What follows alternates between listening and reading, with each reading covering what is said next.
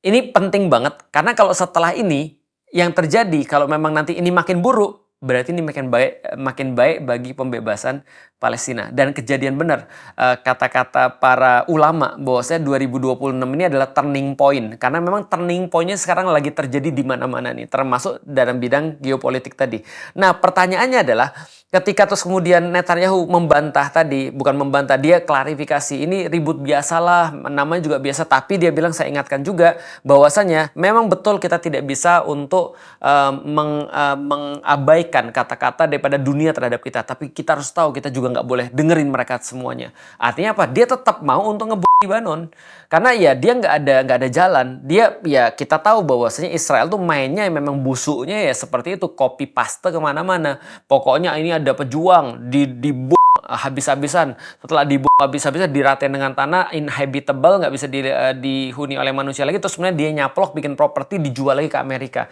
Amerika terus sebenarnya orang-orangnya kacau balau. Nah, kenapa Amerika sekarang juga mau untuk berhenti dalam tanda kutip di perang Iran, sekaligus mereka sekarang memperingatkan terhadap Israel tentang hal-hal yang mereka lakukan itu adalah sesuatu yang buruk, sesuatu yang salah, sesuatu yang sombong, sesuatu yang arogan dan segala macam? Jawabannya sederhana. Jawabannya adalah ini yang paling penting daripada video ini karena kita udah menang. Kita udah menang dan kita harus nerusin kemenangan ini. Kenapa? Nih aku mau kasih tahu. Ternyata tanpa kita sadari, mungkin selama ini kita stres. Mungkin selama ini kita kayak merasa kayak nggak habis-habis.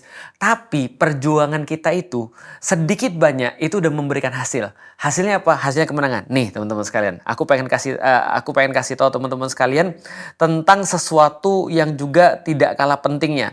Nih ya, sebentar aku buka dulu. Jadi kenapa misal kita katakan bahwa sekarang itu ada banyak sekali yang berubah? Kenapa Trump memutuskan untuk mau keluar dari perang Irak dan kenapa Trump memutuskan untuk agak keras ke Israel?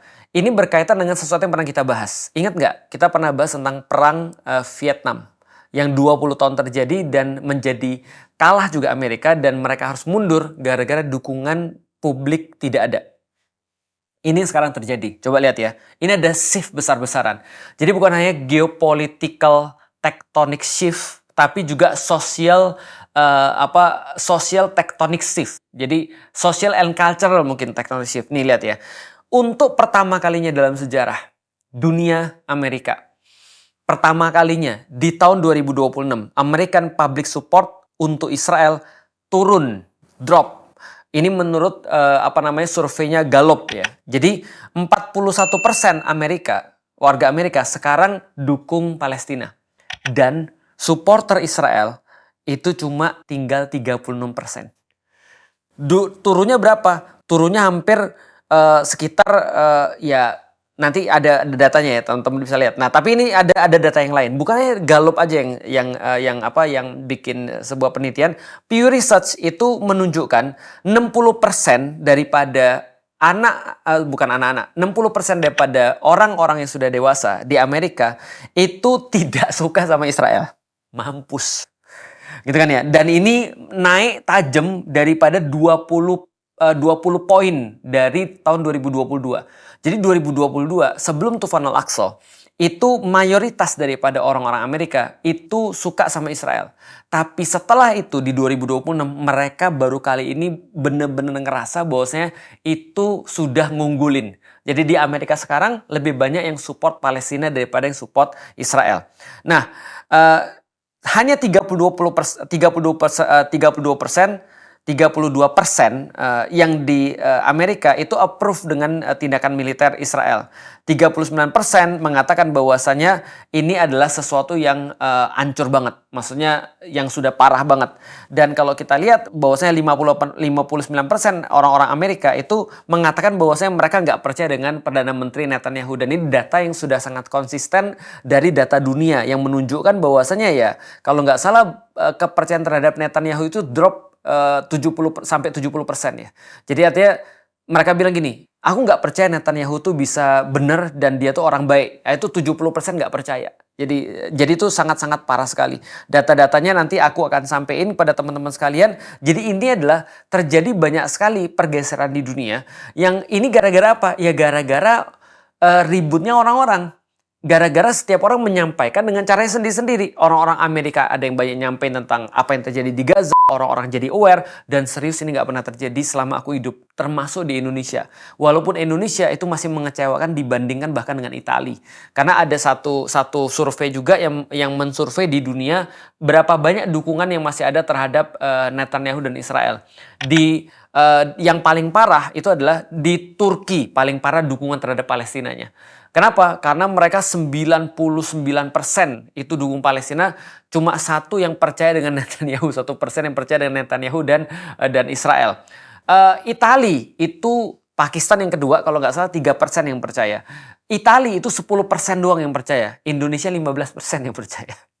Berarti kayaknya Indonesia masih lebih Zionis daripada Italia. Artinya ini menurutku sih sesuatu yang menyenangkan ya. Kenapa? Karena kita bisa lihat bahkan kayak negara kayak Singapura aja itu 25% yang suka dengan Israel. Mungkin kita merasa lebih banyak daripada di Indonesia yang cuma 15%. Tapi 25% itu dikit banget sebenarnya dibanding 75% orang-orang Chinese gitu yang ada di Singapura ataupun orang Melayu yang ada di Singapura. Ya Singaporeans lah. Yang kita tuh Singaporeans tuh nggak pernah peduli dengan masalah politik atau bukan nggak pernah peduli tapi aku nggak ngelihat mereka vokal dalam bersuara di urusan-urusan geopolitik atau urusan-urusan politik. Tapi sekarang mereka dukung Palestina banyak sekali. Artinya orang-orang sudah mulai melihat dan kita bukan urusan cuma Palestina doang. Tapi bahwasannya telah terjadi pergeseran itu yang penting. Karena teman-teman sekalian kita harus tahu antara posisi sama pergerakan. Kalau kita lihat posisi sama pergerakan, yang penting itu adalah bukan posisi tapi pergerakan. Karena ada orang yang posisinya di atas tapi pergerakannya turun ke bawah. Ada orang yang posisinya di bawah tapi pergerakannya naik ke atas. Artinya pergerakan itu lebih penting, akselerasi itu lebih penting daripada kecepatan kalau di dalam fisika. Nah, akselerasi ataupun pergerakan terhadap Palestina itu naik ataupun pergerakan terhadap kebaikan itu naik. Sedangkan pergerakan terhadap Israel ataupun yang suka dengan Israel itu turun. Jadi kalau akselerasi deselerasi berarti ya. Artinya ini adalah mengalami rem total sebenarnya mereka itu. Kenapa? Karena ya tadi mereka nggak bisa bahkan ngendalin itu. Ngendalin opini mereka sendiri. Dan bahkan kalau andaikan kita bisa katakan senjata terkuat daripada Israel apa? Senjata terkuat mereka adalah penipuan. Adalah topeng, adalah sebuah manipulasi, sebuah fabrikasi terhadap kenyataan yang nggak pernah ada. Itu ada kekuatan mereka. Artinya kita itu sudah ngalahin mereka dalam permainan mereka sendiri, dalam permainan terbaik mereka. Bahkan mereka ngeluarin duit sebanyak apapun ternyata nggak bisa ngalahin tren dunia yang sudah ngelihat kenyataan. Dan Masya Allah itu dimulai daripada Tufanul Aqsa. Dimulai daripada orang-orang yang berpegang pada Al-Quran, yang kuat, yang nunjukin pada dunia, dan kita semua terpengaruh dengan itu. Termasuk aku secara pribadi dan aku yakin termasuk daripada teman-teman sekalian semua terpengaruh dengan itu. Bahkan even orang-orang yang gak percaya dengan Tuhan, even orang-orang yang even orang-orang yang para pemaksiat, mereka bahkan gak bisa diem ketika melihat, aku jadi lucu juga ya. Bayangin ya, orang maksiatnya nggak tahan lihat maksiatnya Israel itu. Jadi coba bisa dibayangin ya. Jadi setan aja kadang-kadang ngelihat setan lain aja bilang, ya gue setan sih, tapi jangan setan banget lah gitu maksudnya. Maksudnya ini adalah kejadian yang kita lihat sekarang. Dan aku cuma bisa bilang sih jangan berhenti sekarang. Karena kalau kita berhenti sekarang ya kita kasih kesempatan dia napas. Ini kayak lagi tinju ya. Terus kita ngeliat ada lawan kita sudah mulai sempoyongan, sudah mulai napas nggak bisa. Ya antum jangan berhenti gitu maksudnya. Udah pukulin habis-habisan aja. Nah ini yang harus justru kita lakukan. Kenapa? Karena kita sekarang lagi berada di atas angin di bidang opini itu. Karena dunia sedang berubah. Dan opini itu yang mengendalikan pemimpin-pemimpin ataupun orang-orang elit global itu, mereka mulai ngerasa bahwa grip mereka sudah nggak ada lagi, pegangan mereka sudah nggak ada lagi, dan ketika grip mereka sudah nggak ada lagi, mereka takut. Nah makanya mereka harus bikin calm down dulu. Nah calm downnya gimana? Ya memberikan akhirnya sekarang orang-orang Palestina bisa napas. Akhirnya Israel nggak mendapatkan dukungan seperti dulu. Nah ini yang bisa terus kemudian kita ambil. Artinya semakin keras kita bersuara, benar kata Allah, kita merasa kita terluka. Kita nggak tahu aja mereka lebih terluka daripada kita gitu maksudnya. Kita merasa kita depresi. Kita nggak tahu aja kata Allah bahwa mereka lebih depresi daripada kita. Bedanya adalah mereka depresi for nothing. Sedangkan kita depresi untuk sesuatu yang kita yakini. Yang kita tahu bahwa kita siap mati untuk itu. Nah artinya kalau bisa kita lihat benar Allah di dalam Al-Quran. Allah sampai di dalam Al-Quran, wa idza jaa wa'dul akhirah. Ketika datang sudah terus kemudian janji Allah yang kedua, liyasu'u wujuhakum. Maka Allah akan membusukkan, Allah akan menghitamkan, Allah akan menjelekkan, memburukkan wajah-wajah mereka. Artinya apa? Opini terhadap mereka tuh benar-benar buruk. Artinya liyasu'u wujuhakum, artinya Allah akan membuat wajah mereka yang aslinya itu kelihatan. Jadi topeng-topeng selama ini mereka jadikan sebagai make up mereka, fabrikasi-fabrikasi terhadap realitas-realitas yang nggak pernah ada.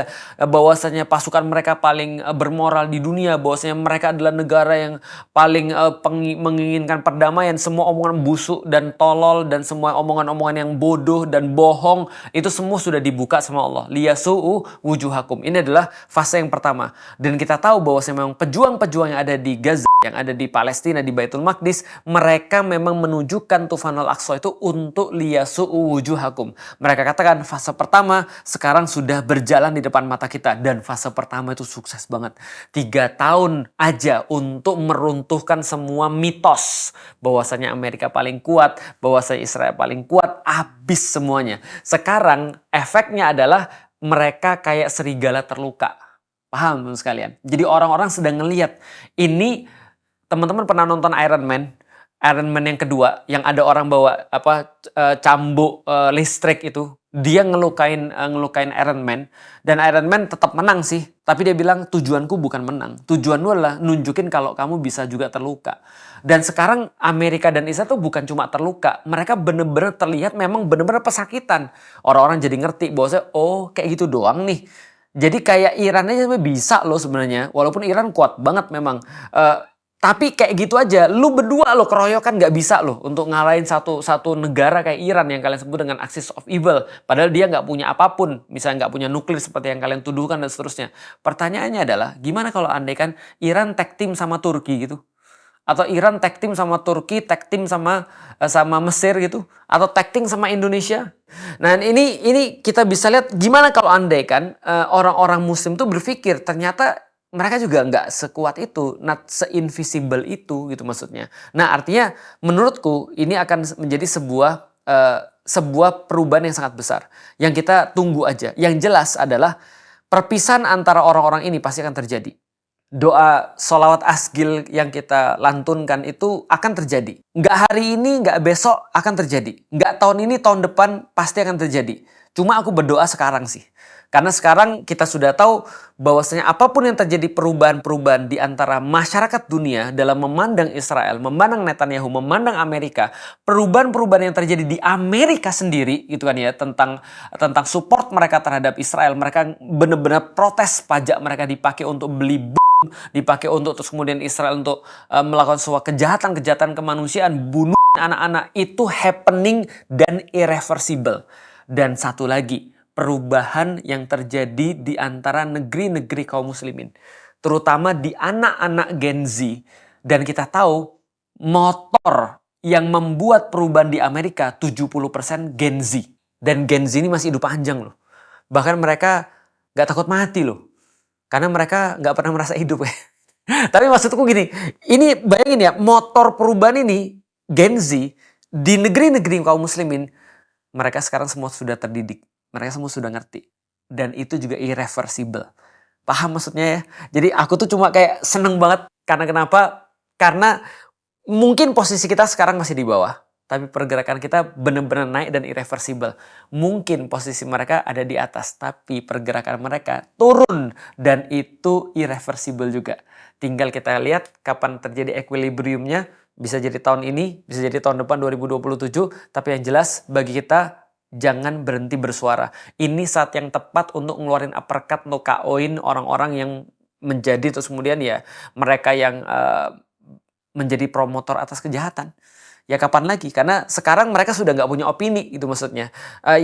Ingat loh bahwasannya perang itu hanya akan terjadi, genosida itu hanya akan terjadi kalau fase pembentukan opini udah selesai.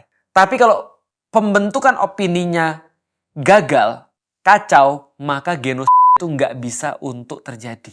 Artinya kita bertanggung jawab untuk memastikan bahwasannya Amerika dan Israel berhenti melakukan kejahatan, dan setelah itu kita pastiin bahwasannya mereka mengambil atau merasakan akibat daripada apa yang mereka lakukan. Selamat teman-teman sekalian. Aku cuma ingin berbagi aja bahwasanya ini adalah sesuatu yang menyenangkan bagi aku secara pribadi dan mudah-mudahan bagi teman-teman sekalian menjadi sebuah penyemangat untuk bersuara lebih keras, untuk baca lebih banyak, untuk berjuang lebih banyak, terutama di Indonesia bersiap menjadi Indonesia harus benar-benar siap untuk menjadi benteng ilmu dalam persiapan pembebasan Baitul Maqdis yang selanjutnya. Assalamualaikum warahmatullahi wabarakatuh.